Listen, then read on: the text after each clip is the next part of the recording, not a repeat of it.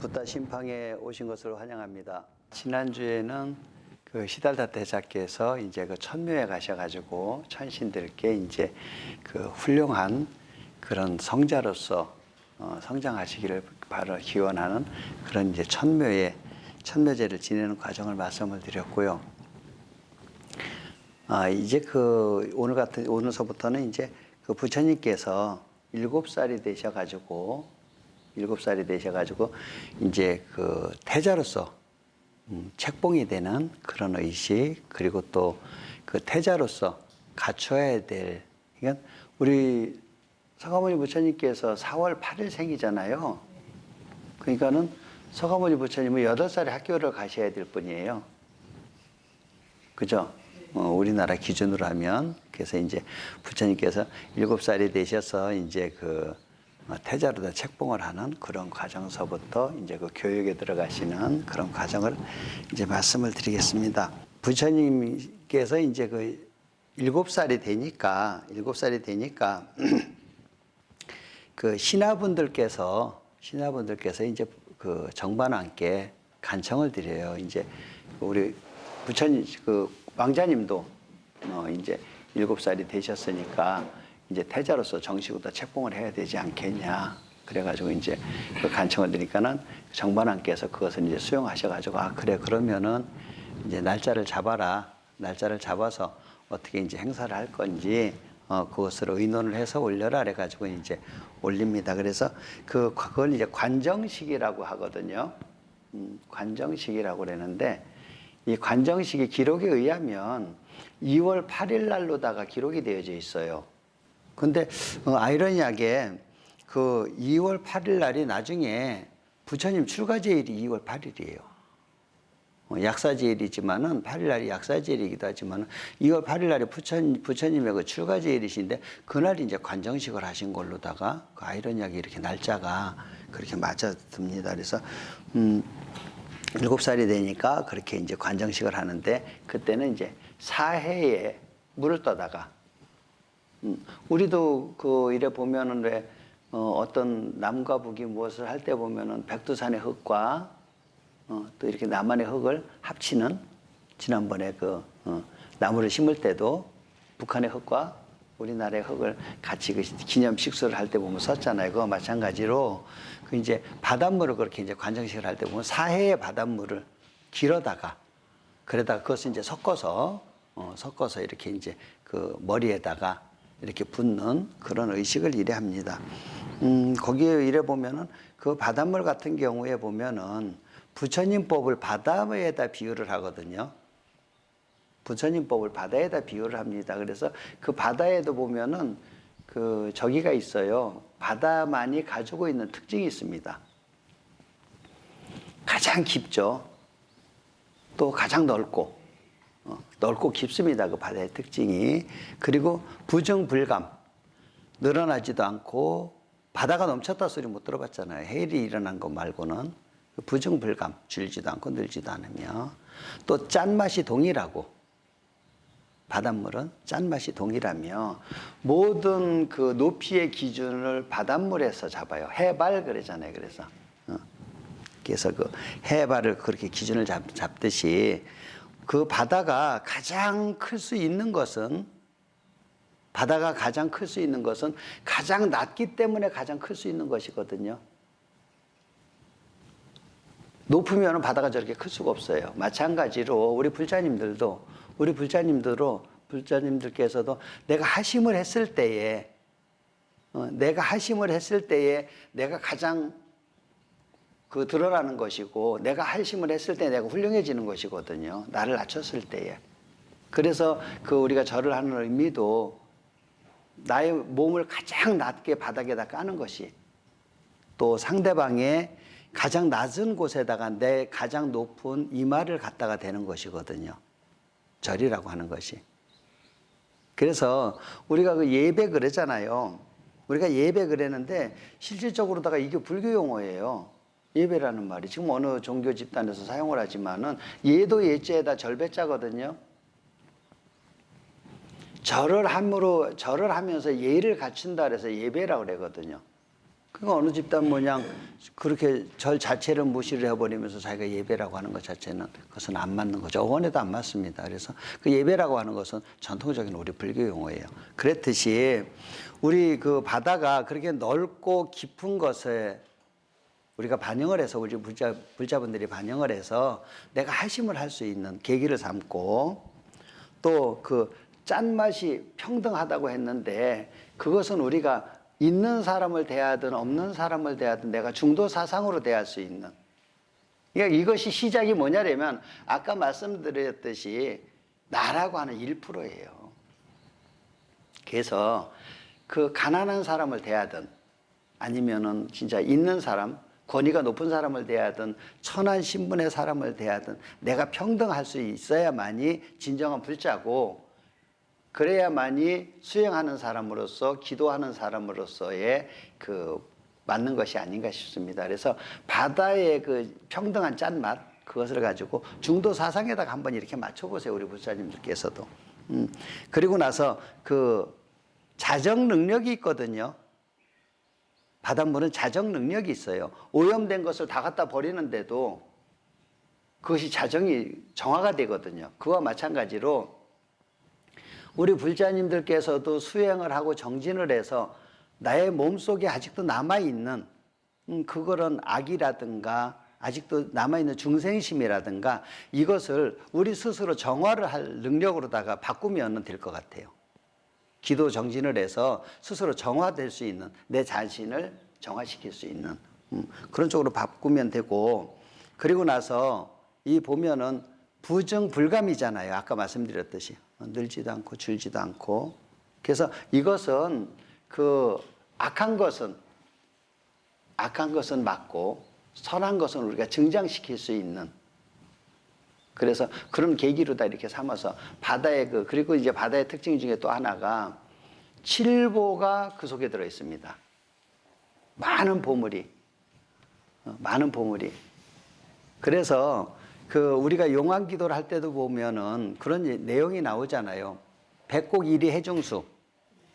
100가지 곡식을 바다 가운데에서 이롭게 해주시는 용왕님. 그런 칠보가 그 바다 속에 있고요. 또 부처님법에서 많은 중생들이 부처님 법 속에서 살잖아요. 그랬듯이 바닷속에는 보면은 우리가 보이지 않는 그 미생물, 플랑크톤이라든가 그런 미생물부터 시작을 해가지고 큰 아주 대형 고래까지 살듯이 많은 중생이 더불어서 사는 그래서 우리 그 불자분들께서도 수행 정진을 하셔가지고 많은 주변의 이웃들을 우리가 보듬어서 갈 수 있는 그런 넓은 아량, 아까 어저께 말씀드렸듯이, 지난주 말씀드렸듯이 그런 부처님의 아량, 그런 것을 길러가시면은 되지 않을까 싶습니다. 그래서 이제 그 사해에 이제 바닷물을 떠다가 이제 그 부처님을 이제 그 세계의 갑이라고 부처님이 사시던 갑이라국을 그리고 이제 빛내고 그리고 전 세계를 평화롭게 그렇게 이제 위대한 성인이 되실 수 있게 해달라고 그렇게 해서 이제 그 부처님을 책봉하는 그런 이제 행사를 하는데 근데 이 행사를 하는 데 있어서 우리가 이제 그 관광 그러잖아요. 관광이란 얘기가 이 얘기예요. 그 임금님께서 행차를 하시니까 왕자님도 더구나 책봉을 하는 날이잖아요. 그러니까 그 행렬이 얼마나 대단하고 화려했을 거예요. 그러니까 사람들이 그것을 보기 위해서 인산인해를 이루었겠죠. 그래서 우리가 임금님을 볼 때 광이라 하거든요. 부처님은 광채가 난다 그러잖아요. 부처님을 빛에다 비유를 하잖아요. 임금을 빛에다 비유를 했듯이 빛을 보러 간다. 빛을 보러 간다. 볼관자. 우리가 그냥 이렇게 스쳐보면은 그 시각 그러잖아요. 시선 그러고 또 볼견자. 눈목자 있잖아요. 눈을 요쪽으로 보면 볼견자예요. 볼견자 보면 그렇잖아요. 그리고 좀 더 관심을 가지고 세밀하게 보는 것은 관이거든요. 그러니까는 평생 한번 볼까 말까 한 이렇게 엄청난 행사가 있으니까 행렬이 있으니까 그것을 하나도 안 놓치려고 얼마나 그 신경을 집중들 해서 보겠어요. 그래서 관광이라는 얘기가 이제 여기서 나온 얘기예요. 그 임금님의 행차를 보기 위해서 모여드는 그것을 관광이라 합니다. 그래서 그 임금님께서 이 행사를 이렇게 하는데 부처님께 이제 이렇게 해서 그 책봉을 하는 이런 행사를 하는데 실질적으로 이 행사를 하면서도 모든 사람들이 다 즐거워하고 다 그러냐 행복해하고 그러는데 행복하지 않은 분이 한 분이 계셨어요. 정반왕께서는 즐거우시면서도 결코 즐겁지만은 않으셨던 거예요. 왜냐하면 그 우리 시달다 태자께서 태어나셨을 때 관상가가 와서 봤잖아요. 그죠? 그 아시타 선인이라고 하는 그 관상 설산에 살고 계시는 아시타 선인이라고 하는 그 신성께서 내려오셔가지고 시달다 태자의 관상을 보시고 임금이 되신다면 훌륭한 임금이 되실 것이고 출가를 하신다면 대단한 성자가 되실 것입니다. 그랬잖아요. 그러다 보니까 혹시라도 출가를 하면 어떡하나 하는 그 마음이 항상 이제 불안감이 있는 거죠. 우리 부처님들께서도 그 가서는 안 되는 곳에 이렇게 가셔가지고 그 안 좋은 소리 듣고 나면은 무시가 되는 것 같으면서도 어딘지 모르게 마음 한구석에 항상 남아있는 거거든요. 그래서 우리 불자님들을 항상 정법 안에 머무르라고 하는 것이 그런 이유예요. 괜히 삿된 것을 들으면 안 들은 것만 못할 때가 많습니다. 특히 애인에 관한 문제는. 자식에 관한 문제는 조금이라도 좀 안 좋은 얘기를 들으면 그것이 잘 지워지지를 않아요. 그랬듯이 정반왕께서도 아시타 서인께서 출가를 할 것이라고 하는 그런 이 말을 듣고 나서부터는 항상 거기에 이제 마음이 쓰이는 거죠. 그러다 보니까 나중에 그 시달다 태자가 다른 생각을 못하게 하기 위해서 삼시전이라고 하는 것을 지어서 1년 내내 편안하게 머물 수 있게끔 그 서남사에도 가면 삼시전이 있었죠. 거기에도 서남사에도 가면은 그 삼시전이라고 하는 그 북전에 종정스님 계시는 그쪽에 가다 보면은 아주 자그마하고 이쁜 건물 한 채가 있는데 그것이 삼시전이거든요. 그래서 그 정반왕께서도 시달다 태자를 위해서 이 삼시전을 지으셨는데 겨울에는 여기 서귀포에다가 서귀포 전망 좋은 데다가 그 전각을 지셔가지고 겨울을 아주 따뜻하고 편안하게 또 저기 그 몸에 좋은 귤이라든가 이런 이제 그 한라봉 그런 거를 이제 충분히 드실 수 있게 그렇게 이제 베푸셨고 그리고 이제 그 여름이 되면 덥잖아요. 습하고 덥잖아요. 여기 제주도가 습하고 더우니까 저기 금강산에다가 또 그런 아주 이쁜 집을 지으셔가지고 그래가지고 그 시달다 태자께서 거기에 머물르시게 해드리고 또 봄, 가을에는 춘추전이라 그래가지고 우리 청와대도 보면은 그 기자들 머무는 곳이 춘추관이거든요. 여기서 아마 이름을 가져간 것 같아요. 그래서 그 춘추전이라고 하는 것을 지어서 봄, 가을에는 거기에 머무시게. 그러니까 아마 뭐 지리산 정도. 그래서 봄에는 그 꽃도 피고 산새 새소리도 듣기 좋고 또 가을에는 단풍이라든가 그런 것이 어우러져서 아주 그 자연과 함께 만끽할 수 있는 그런 삼시전이라고 하는 것을 지어서 시달다 태자께서 다른 생각을 못 하시게끔 자꾸 이제 차단을 시키는 거예요. 그리고 밖에를 못 나가게. 그런 자연의 조건이 없으면은 자꾸 밖에를 나가시고 싶어 하실 수도 있잖아요. 그러니까 밖에를 못 나가게 하기 위해서 이렇게 삼시전이라고 하는 것을 이렇게 지으셔가지고 그래가지고는 이제 그 시달다 태자를 요양을 하시고 좀 이렇게 쉬실 수 있는 그런 것을 만드셨는데 그러면서도 항상 마음은 불안한 거예요. 혹시 시달다 태자께서 우리 왕자가 다른 생각을 가지면 어떡하나 하는.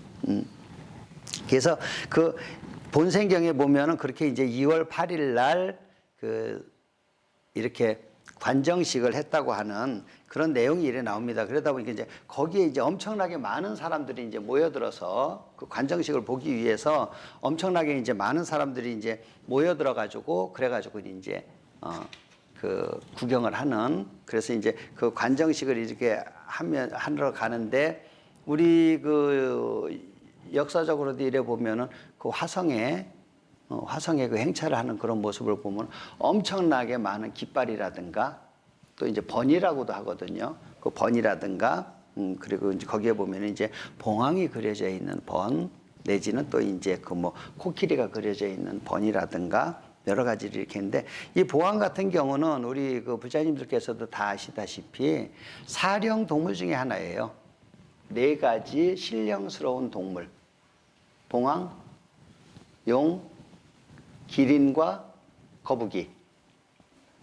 근데 여기서 나오는 그 기린이라고 하는 것은 우리가 알고 있는 그 아프리카에 있는 뭐 이렇게 그 동물원에 있는 그런 그 기린이 아니라 저희 지금 해천사에도 보면은 뒤에 그 자사로다가 조성이 된 16나님을 모시고 있는데 저 제일 위에 보면은 그 어떤 그 소 모양 같기도 하고 거기에 이제 그 저걸 이제 용린이라고 그랬는데 용과 기린이 결합된 그런 형상이에요.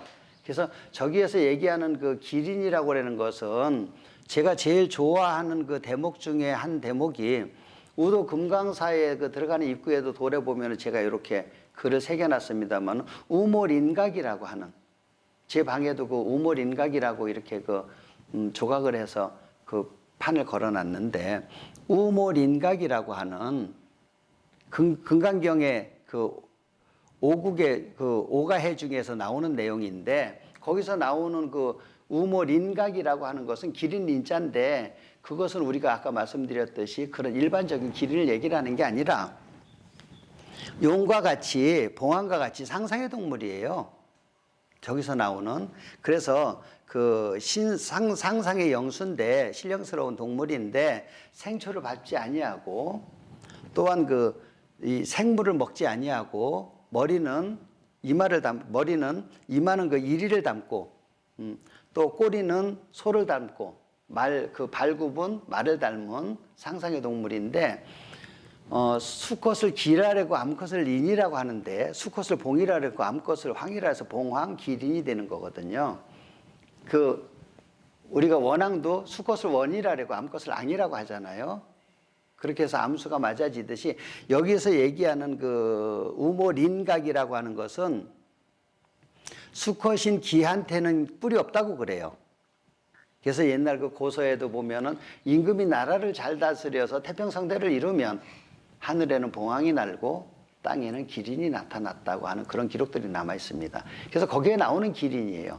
그래서 수컷인 기를 보기도 힘든데 하물며 뿔이 있는 린을 본다고 하는 것은 더더욱 힘들다는 거죠. 그래서 금강경의 우모린각이라고 하는 것은 그 금강경이라고 하는 책을 보는 분들은 소의 털과 같이 어마어마하게 많지만 실질적으로 그 금강경의 핵심을 보는 사람은 린의 뿔과 같이 아주 그 드물다고 하는 의미에서 시기한 것을 그렇게 표현을 해서 우모린각이라고 금강경 오가해에 보면 나와 있습니다. 그랬듯이 여기에도 그 기를 들고 가는데 보면은 봉황의 기 또는 코끼리가 그려진 것 그런 것을 들고 이제 그 행사를 진행하는 행진하고 그러는 분들이 이제 그러다 보니까는 갖은 이제 그 음악이 다 동원이 됐겠죠. 우리나라 같으면은 그 뭐 사물이 다 동원이 됐을 것이고 궁중악이 다 동원이 됐을 것이고 그러니까 얼마나 그 장엄하고 웅장했을 것입니까? 그래서 그것을 보기 위해서 그렇게 이제 많은 사람들이 구름대같이 몰려들었다. 이제 그래서 이제 그 즉위식을 이제 시작을 하는데 그 시달타를 가비라국의 태자로서 봉헌을 한다, 책봉한다. 시달타 태자를 가비라국의 그 태자로서 책봉을 한다 그러면서 이제 시작이 돼요. 그리고 나서 이제 아까 그 사해물을 바닷물을 길어다가 합쳐놓은 것을 태자에 이제 그 정수리에다 부어서 그렇게 해서 이제 그 진행을 하니까 이제 시달타 태자 만세요, 시달타 태자 만세요. 그리고 이제 만세가 끊이지 않고 만세 소리가 울려 퍼졌다고 그럽니다. 그래서 시달타 태자께서도 이제 나이가 이제 어느 정도 이렇게 그 태자의 책봉식이 끝나고 나니까 나이가 이제 7살이 넘어가고 그러니까는 이제 그 공부를 해야 될 그럴 나이가 된 거예요. 우리나라도 이래 보면은 아이들이 보통 일반적으로다가 지금이야 뭐 어린 아이들 이렇게 뭐 유아원이나 어디나 보내지만 일반적으로 봤을 때는 옛날에 그래도 6살, 7살 돼야지 유치원이라고 하는 곳을 보냈고 그곳을 마쳤을 때에 이제 초등학교에 입학을 했듯이 부처님께서도 이제 7살이 되니까 공부를 이제 수학을 이제 시작을 하시는데 그 베다라고 하는 그 책을 이제 그 약 기원전 1200년에서 1500년 전에 이것이 이제 그 기록이 되어 있는 것인데 본래는 이게 구전이에요. 그래서 역사가 얼마나 됐는지는 이것은 그 정확한 기원은 모릅니다. 그냥 입에서 입으로다가 구전으로다가 전해 내려오던 그것을 이제 문자화 시킨 것이 지금 아까 말씀드렸듯이 기원전 1500년, 1500에서 1200년 전에. 그래서 이 베다라고 하는 것은 그 리그베다가 있고요. 삼베다가 있습니다. 베다 중에서도 삼베다가 있는데 기본적으로 이제 리그베다가 있고요. 또 사마베다가 있고 또 아즈르베다라고 해가지고 기본적으로다가 이것이 이제 세 가지의 그 베다로다가 이게 분리가 돼요. 근데 이 내용이 뭐냐면은 우주관이라든가 천문학 또 내지는 의술, 요즘으로 얘기하면 의학계통의 책, 또 내지는 농사짓는 법, 아니면은 그 종교 행사, 출생했을 때의 그런 의식, 내지는 또 사람이 그렇게 그 세상을 그 인연이 다 했을 때에 하는 장래 의식이라든가 우리 생활에서 이렇게 필요로 하는 모든 그 제례라든가 법례 그런 것을 총괄적으로다가 이렇게 그 망라되어 있는 그런 책이에요. 근데 이제 그 근대에 들어와서는 그 민속 신앙이 아주 짙은, 그러니까 그 토속 신앙 그런 이제 민속 신앙이 아주 짙은 그런 그 이제 아타르 베다라고 하는 것이 이제 첨부가 돼가지고 3베다에서 지금 이제 이렇게 유통되고 있는 것이 4베다로다가 현재 지금 이렇게 이제 유통이 되어 있습니다. 그래서 그 내용을 보면 아까도 말씀드렸듯이 우주관, 또 병을 치료하는 그런 그 의방명이라든가 아니면은 문자 언어, 음율. 그래서 부처님께서 이렇게 모든 것에 다 통달하실 수 있었던 것은 어려서부터 이렇게 충분히 우리 부모 은중경만 보더라도 그 어머님과 아버님이 합방을 해서 그 첫째 날에 이슬 한 방울 맺힌 거와 같고 쭉 설명을 해놓은 거 보세요. 그 옛날에 어떻게 이렇게 기가 막히게 부처님께서 이거 의학에 대해서 아이가 뱃속에 있는 모습인데 그것을 어떻게 이렇게 정확하게 아실 수 있었을까요? 그 부처님께서도 이미 그때 당시에 이렇게 그 음악이라든가 이런 것을 이제 다 섭렵을 하시고 그때 이렇게 이제 공부를 하십니다. 그래가지고 그래서 나중에는 이렇게 이제 그 부처님께서 보면은 그 우리가 보면은 그 불자님들께서도 그 경전을 대하다 보면은 뭐 건달바라든가 아수라라든가 뭐 이런 분들이 많이 나오거든요. 뭐 긴나라라든가 뭐 구반다라든가 이런 것이 많이 나오는데 이것이 보면은 우리나라 옛날에도 보면은 그 왜 태권동자 마루치라고 하는 만화가 있었어요. 거기에도 보면은 그 아수라 백작이 나와요. 아수라 백작이 나오는데 그것이 여기 인도 이 베다에 보면은 이 그 철룡이나 야차라든가 이런 분들이 거기에 보면은 이렇게 그 많이 등장을 해요. 이 베다에 보면은. 근데 이분들이 인도에서 이렇게 처음에 그 등장을 하실 때 보면은 복장이 그냥 인도 복장을 입으셨어요. 일반적으로. 그랬다가 중국을 거쳐서 들어오면서 중국에 오시면서 지금 저희들이 이렇게 쉽게 접할 수 있는 이 반야신경을 항상 모셔드리는 그 신장님들, 신중단에 계시는 분들께서 저렇게 갑옷을 입으시고 그런 것이 이제 중국을 통해서 들어오면서 이제 갑옷으로다가 옷이 복장이 바뀝니다. 그래서 어떻게 보면 이제 그 강인함을 내세우기 위해서 아마 그런 모습으로 바뀌지 않았나 그래 생각이 됩니다.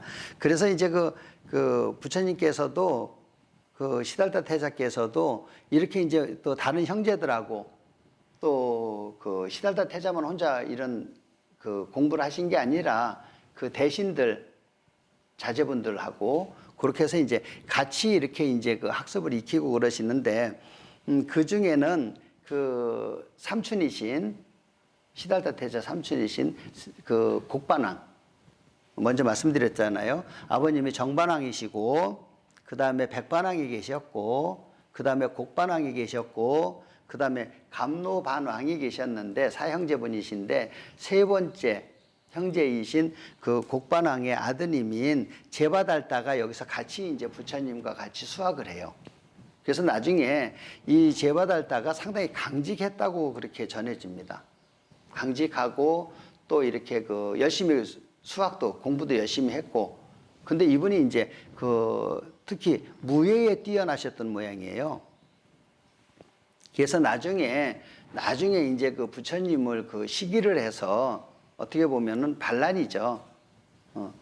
시기를 해가지고는 부처님을 위해하려고 부처님을 그 다치게 하려고 뭐 돌을 굴리기도 하고 또 내지는 그 뭐 이제 코끼리 술 취한 코끼리를 그렇게 이제 뭐 그 어떤 약물에 의해 가지고 그렇게 해서 이제 취하게 해가지고 부처님을 유해를 하려고 하는 그런 행동을 하신 이제 이 제바달다도 그때 이제 같이 이렇게 수학을 열심히 하십니다.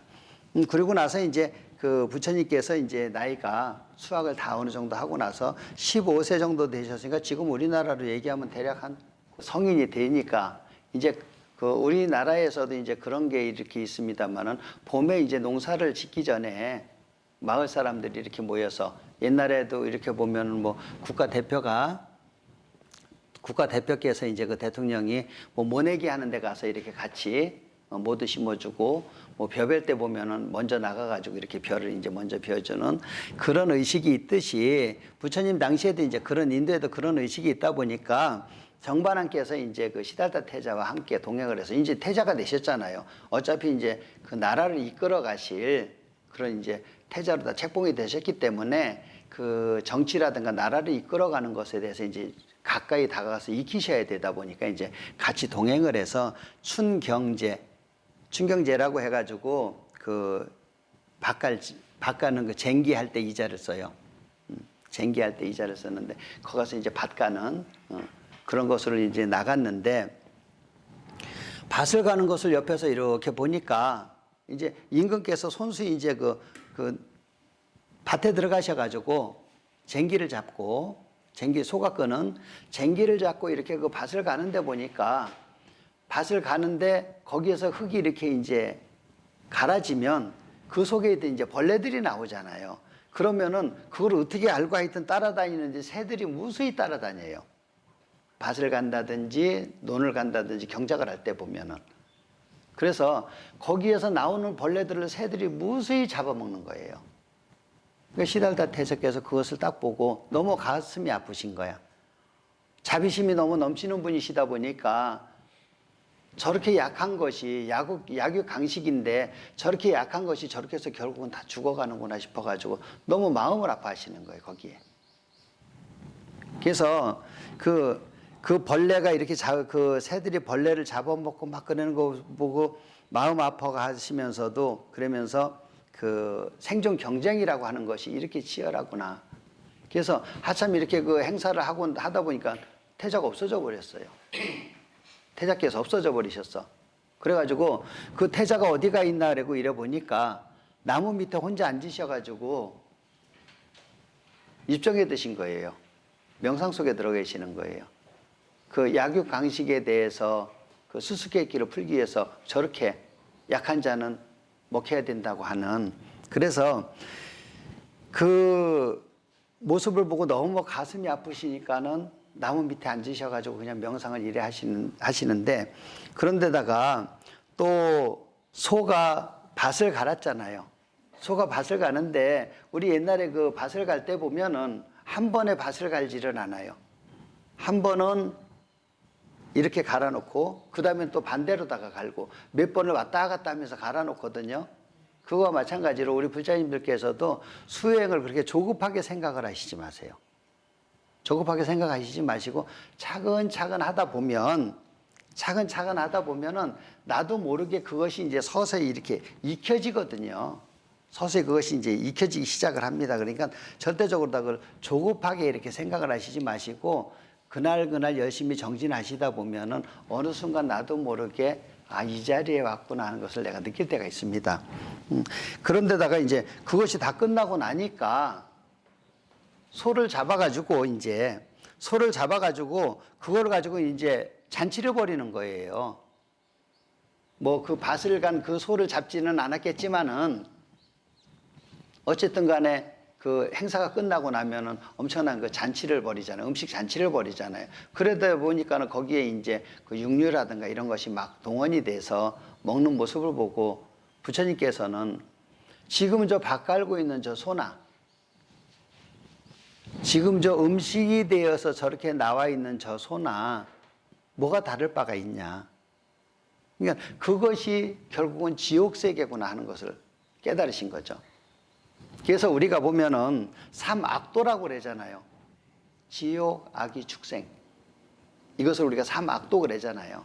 그랬듯이 저 같은 경우도 축생의 세계가, 축생이 머무르는 그 세계가 진짜 악도는 악도인가 보다 하는 것을 저희가 절실히 느낀 것이 육지는 이렇게 소를 이렇게 들판에다 갖다 매놓잖아요. 그러면은 저녁 때가 되면은 끌고 집으로 가요. 그래서 그 외양간이라고 해가지고는 바깥에다가 그 소 집에다가 이렇게 이제 묶어놓고 그랬는데 제주도 이렇게 와서 보니까 우도 있으면서 저는 그걸 보고 너무 가슴이 아팠던 게 이 뜨거운 햇빛에 비가 그렇게 억수같이 퍼붓는데 그냥 우두커니 서 있어요.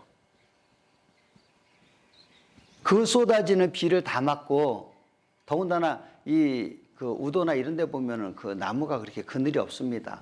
그러다 보니까 그냥 허 벌판에 그냥 그릇 세워놔가지고 그 뜨거운 햇빛을 그 비를 다 맞고 우두커니 서 있는 모습을 봤을 때 저것이 진짜로다가 지옥이구나는.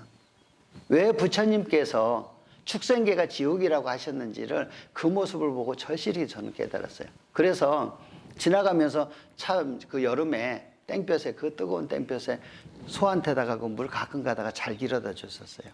그래서 이런 것을 이제 그 사막도라고 하는 축생계가 이렇게 고통이 많은 곳이구나 하는 것을 그 부처님께서 느끼셨던 거죠. 그래서 우리가 아침에도 그 종성할 때 보면 그게 있잖아요. 제가 그 제일 종성을 하면서도 마음에 와닿는 대목인데 철이상간 옥초산 화탕노탕 금수도 84,000 지옥문 장비주력 금일계. 철이상간이라 해가지고 철산지옥이거든요. 그 철산지옥이라고 하는 것이 어떤 지옥이냐면은 쉽게 말씀을 드리면 그 어마어마하게 두꺼운 쇠로다가 만든 대박, 쇠로다 만든 대박, 그 사방 그 몇십 리가 되는 그 대박을 만들어 가지고 지옥에 들어갈 중생들을 딱 모아놓고 딱 덮어버린 거예요. 그럼 문 없죠. 대박, 쇠로다 된 대박을 거꾸로 덮어버렸으니까. 그것이 철이상간 지옥이에요. 철산지옥이라고 그래요, 그것을. 철이상간 그 지옥, 철이상간 옥초산 그 지옥에서 그 고초를 걷는 그 중생들이 화탕노탕, 화탕지옥 수고로운 고생을 하는 그런 모든 중생들이 장비주력 금일계, 내가 지금 이렇게 그 발언하면서 연불하는 이 공덕으로 모두 다 열려지이다. 지옥문이 한꺼번에 열려지이더라. 우리 부처님들께서도 이렇게 기도를 하실 때에 나의 이 반드시 끝나고 나서, 기도 끝나고 나서 반드시 그 회향을 하세요. 회향계를 하세요. 원이차 공덕 보구보일체 아등여중생 당생극락국 동견무량수 개공 성불도 합시다 그러고, 그렇게 해서 내가 지금 이렇게 그 기도한 공덕으로 나를 비롯하여 내 주변에 있는 모든 분들이 아니면 이렇게 허공을 나는 새서부터 그런 미물들까지도 그 고통에서 나의 이 공덕으로 벗어나지이다 하는 그런 발언문을 세우고 마무리를 하시면 상당히 그 아마 올바른 불자가 되시지 않을까 싶습니다. 근데 보니까 아까까지 그렇게 앉아 계시던 분이 아직도 앉아 계시는 거예요. 나무 그늘 밑에 부처님께서. 근데 기이하게도 부처님께서 아까 점심때쯤 앉아 계셨으니까 나무 밑에 앉아 계셨으니까 점심때쯤 앉았으니까 바로 머리 위에 그늘이 졌을 거 아니에요. 정오니까. 그러면은 공양 다 끝나고 파장을 했어요. 그러면은 보통 한 뭐 5시 정도 행사가 끝날 때 됐으니까 그때 됐을 거 아니에요. 그러면은 그림자가 옮겨갔어야 되잖아요. 해가 돌았으니까. 근데 다른 나무의 그림자는 다 옮겨갔는데 이 부처님이 앉아 계시던 이 그림자만큼은, 나무 그림자만큼은 안 옮겨가고 그대로 있더라는 거예요. 그래서 신하분들이 하도 신기해서 대왕이시여 어떻게 저런 시유한 일이 생길 수가 있습니까? 그리고 물어보니까 그 정반왕께서 그건 나도 모르겠다. 참 기이한 일이다. 그러셨다고 합니다. 그래서 그리고 나서 이제 이제 왕자를 달래가지고 돌아가자 이제 명상에 이제 잠겨 계시는 이제 시달다 태자를 깨워가지고 이제 궁으로 돌아가자 그래서 이제 돌아가십니다. 그리고 나서 이제 그 왕자께서 이렇게 수업을 하신 것이 이제 활을 쏘는 활을 쏘는 이제 그런 수업을 이렇게 하시는데 거기서 제바달다께서 1등을 하신 거예요.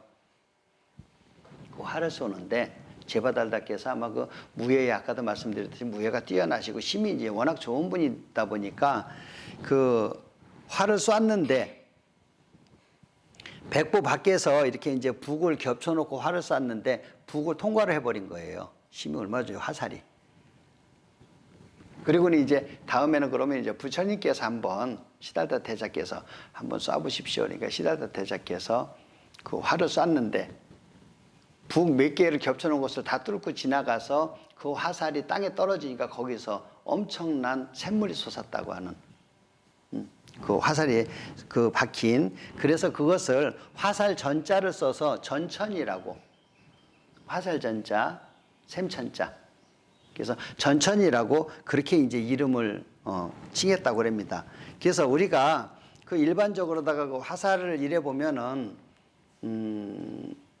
우리 그 불자님들 이래 보시면은 그 부처 불자에도 보면은 활궁자가 들어가 있습니다.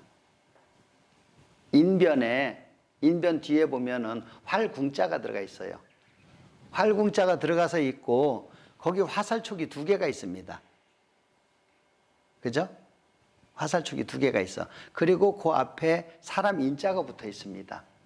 파자를 한다면 부처불자를 파자를 한다면 활을 쓰지 아니하는 사람이 곧 부처다.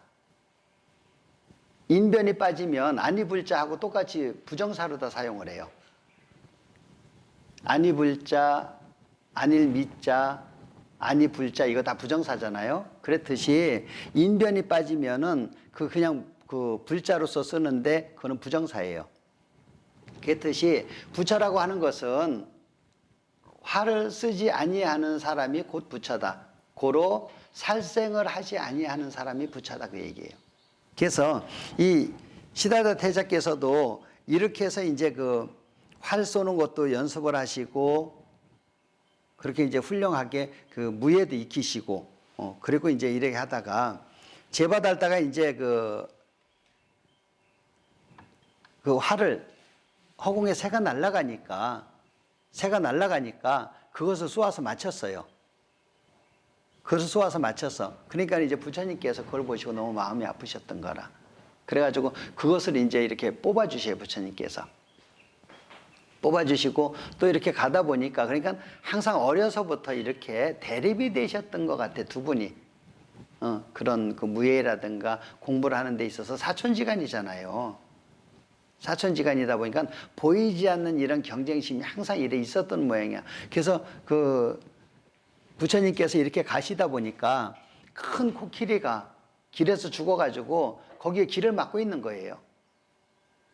길을 막고 있으니까 부처님께서 이제 그것을 가지고 이제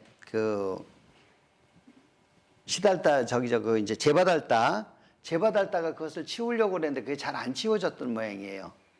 근데 이제 부처님이 그것을 이제 아주 가볍게 집으셔가지고 한쪽으로 다 치워 놓으시니까 그때서부터 이제 자꾸 이제 불편한 제바달다와 또 이 시달다 태자께서도 어려서부터 이렇게 보이지 않는 그런 겨루기를 하고 그러면서 공부를 하고 그러면서도 서로 이렇게 그 경쟁심을 느끼셨던 모양이에요. 그러다 보니까 이것이 나중에 이제 성인이 됐을 때에 그렇게 엄청난, 아까도 말씀드렸듯이 돌을 굴려서 이렇게 그 부처님을 위해하려고도 했었고, 또 술챈 코끼리를 풀어가지고 부처님을 그렇게 그 밟으려고 하는, 그랬다가 나중에 이제 그 생지옥에 빠지는 그런 과보를 받았다고 하는 이제 그런 내용이 있습니다. 오늘은 이제 이렇게 해서 여기까지 마치고, 다음에는 이제 부처님께서 이제 성인이 되셨잖아요. 15이 넘으시고 성인이 되셨으니까는 이제 그 혼례를 하셔야 되는, 결혼을 해서 하셔야 되는, 그래서 이제 그 배필을 구하는 이제 그런 내용을 이렇게 이제 그 말씀을 드리겠습니다. 그 육지분들이 이렇게 그 제주도를 내려오시잖아요. 육지분들이 제주도를 내려오시면은 참 감탄을 하고 즐거워하는 게 있어요. 그게 뭐냐면은 돌담. 신기해요. 돌담을 보면은 아주 아름답고 이쁘다고 감탄을 하면서도 신기해하면서 물어보는 게 꼭 한 가지 있어요. 스님, 근데 저 돌담 저거 저거 안 넘어가요? 이렇게 물어봐요. 근데 제주도 돌담은 안 넘어갑니다. 오히려 육지에 이렇게 옹벽으로다가 콘크리트에다가 쌓은 담은 넘어가도 저 돌담은 안 넘어가요. 그 이유가 뭘까요? 예, 바람 구멍, 예, 여유. 제가 지난번에도 말씀드렸듯이 병풍하고 세상 일은 사업은 넘어 펼치면 넘어갑니다. 병풍하고 사업은 넘어 펼치면 넘어간다 그랬어요. 그랬듯이 여유가 있어야지 안정적인 거거든요. 그래야지 세상 사는 맛도 나고 사람의 맛도 나요. 마찬가지로 저 돌담이 저렇게 엄청난 세월을 풍파에, 제주도 바람도 얼마나 엄청납니까? 60분들 오시면 스님 거의 태풍 오는 거 아니에요? 그랬는데 우리는 평소에 부는 바람이 저렇게 테러스 수준이에요. 근데도 저 돌담이 안 넘어가는 게 너무 신기한 거예요. 근데 그 이유는 아까 말씀드렸듯이 돌담 사이사이에 바람구멍이 있기 때문에 그것이 더 견고하고 저것이 더 저렇게 안 넘어가고 있을 수 있는 거와 마찬가지로 우리 불자님들께서도 너무 이렇게 그 세상 각박하다고, 너무 바쁘다고 그렇게 막 허덕거리면서 사시지 말고 그 생활에, 마음에 이렇게 조금씩 여유를 두고 그런 사는 삶이 되어야만이 진정한 불자님들의 삶이 아닌가 싶습니다. 마치겠습니다. 고맙습니다.